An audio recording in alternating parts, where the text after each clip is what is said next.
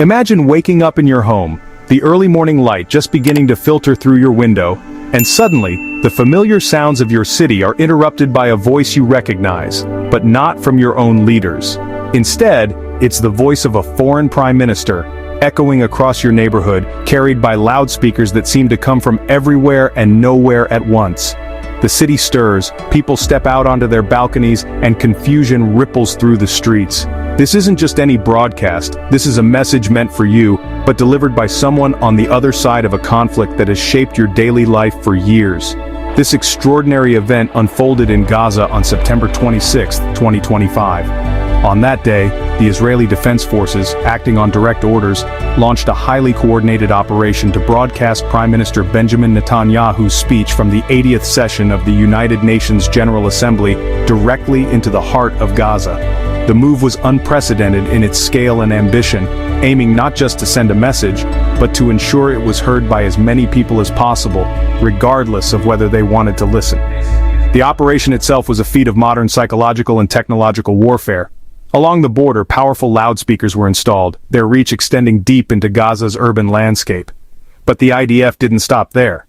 Reports quickly surfaced that some residents' mobile phones had been remotely accessed, forcing the speech to play on their devices without warning.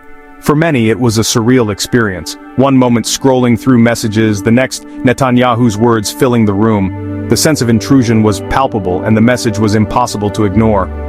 As the speech echoed through Gaza, people gathered in small groups, some listening intently, others shaking their heads in disbelief or anger. The city, already tense from months of conflict and uncertainty, seemed to hold its breath. For many, this was not just a political message, it was a reminder of the power imbalance that defines their daily existence.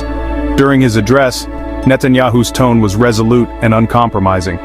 He declared that Israel must finish the job in Gaza, leaving no doubt about his government's intentions. The words were chosen carefully, meant to project strength to his supporters at home and send a clear warning to his adversaries across the border.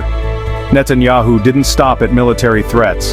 He used the global stage to criticize Western nations for their recent moves to recognize Palestinian statehood, arguing that such decisions only embolden groups like Hamas and undermine the prospects for peace. He referenced the traumatic events of October 7, 2023, when Hamas launched a surprise attack as a justification for Israel's ongoing military operations and its refusal to compromise on security.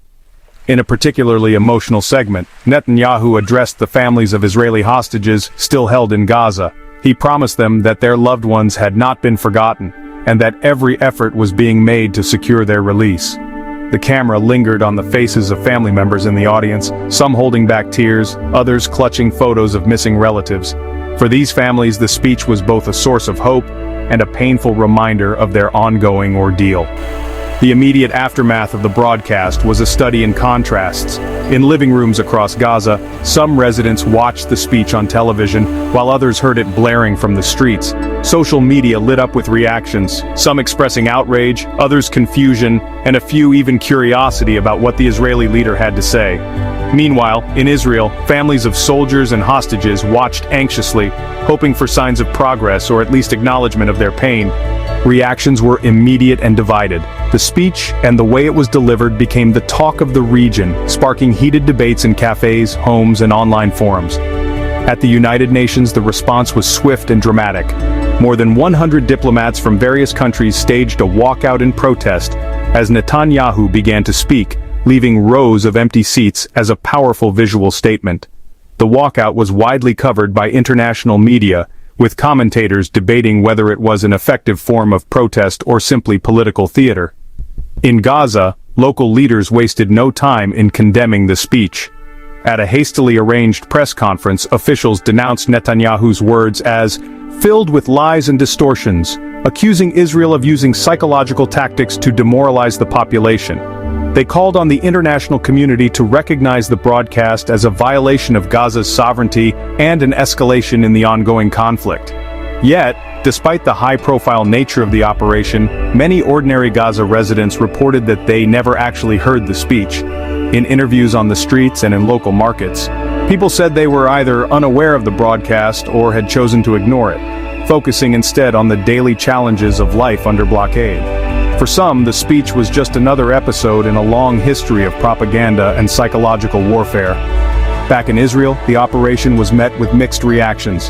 Families of soldiers and hostages, already frustrated by the slow pace of negotiations, criticized the broadcast as a dangerous public relations stunt. They argued that such actions could endanger their loved ones and further complicate efforts to secure their release. Some accused the government of prioritizing image over substance, using the hostages' plight for political gain. The controversy didn't stop at the borders of Israel and Gaza. Around the world, protests erupted in major cities, with demonstrators carrying banners both supporting and condemning the broadcast. In television studios and think tanks, experts debated whether the operation represented a bold new form of public diplomacy or a dangerous escalation in psychological warfare. Some argued that broadcasting a speech directly into enemy territory was a legitimate way to communicate, while others saw it as a violation of international norms and a provocation that could backfire. The debate quickly spread to social media where hashtags related to the speech trended for days. Analysts and ordinary users alike weighed in, dissecting every word of Netanyahu's address and every detail of the IDF's operation. Some praised the move as a masterstroke of communication, arguing that it forced the world to pay attention to Israel's perspective. Others warned that such tactics risk deepening the divide between Israelis and Palestinians, making a negotiated peace even more elusive.